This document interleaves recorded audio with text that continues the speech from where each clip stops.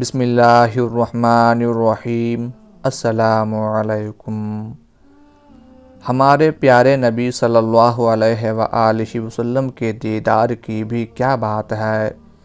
بے شمار اولیاء و صلحاء وہ ہیں کہ جنہوں نے خواب میں آپ صلی اللہ علیہ وآلہ وسلم کی زیارت کا شرف پایا۔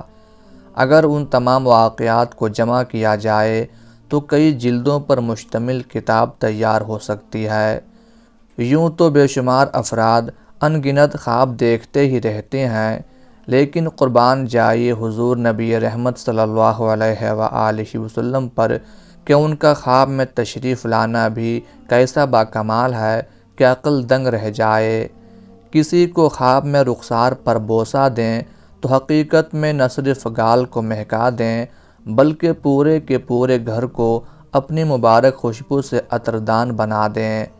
جیسا کہ حضرت محمد بن سعید رحمۃ اللہ علیہ کے خواب میں تشریف لا کر رخسار پر بوسہ دیا، جس سے ان کی آنکھ کھل گئی، ان کی اہلیہ بھی جاگ اٹھیں۔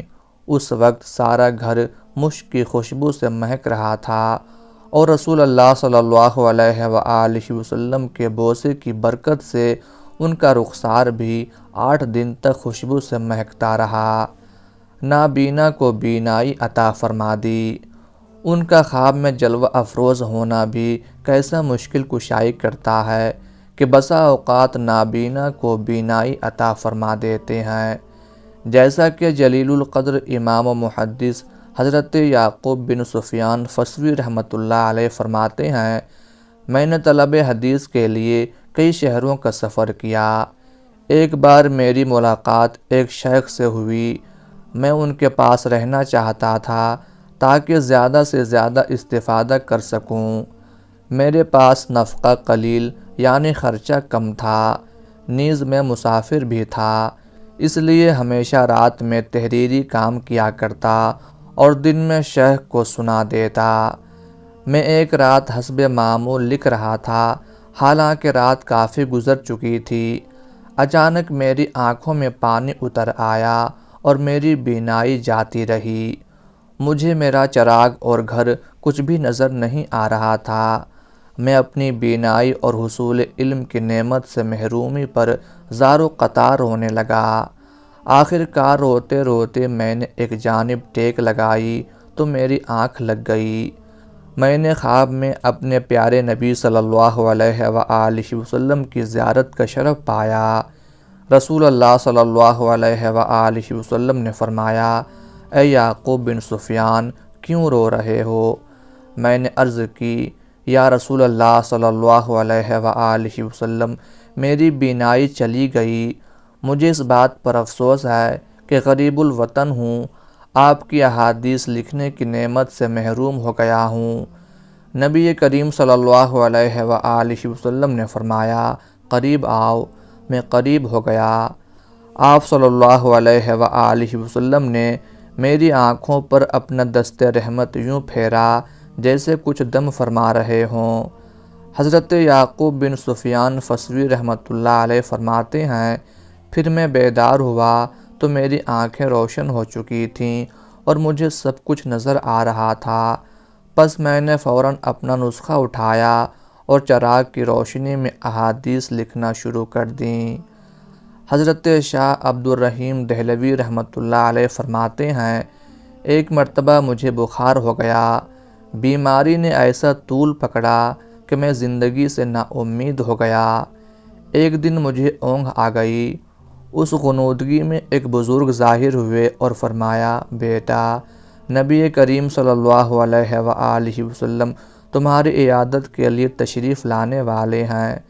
شاید اسی طرف سے تشریف لائیں جس طرف تمہارے پاؤں ہیں، لہٰذا چارپائی کا رخ بدل لو۔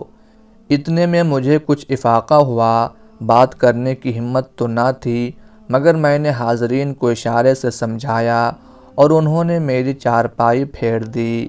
اسی وقت نبی کریم صلی اللہ علیہ وآلہ وسلم تشریف لے آئے اور آپ صلی اللہ علیہ وآلہ وسلم نے فرمایا، بیٹے عبد الرحیم، تمہارا کیا حال ہے؟ اس ارشاد گرامی کی حلاوت مجھ پر ایسی غالب آئی کہ مجھے وجد آ گیا۔ میری آنکھوں سے آنسو رواں ہو گئے۔ حضور نبی اکرم صلی اللہ علیہ وآلہ وسلم میرے سرہانے تشریف فرما تھے اور مجھے اپنی آغوش میں لیے ہوئے تھے۔ آپ کی قمیض مبارک میرے آنسوؤں سے تر ہو گئی۔ کچھ دیر بعد میری یہ حالت سکون میں تبدیل ہو گئی۔ میرے دل میں خیال آیا کہ ایک عرصہ سے مجھے موئے مبارک کی آرزو ہے کہ کہیں سے مل جائے۔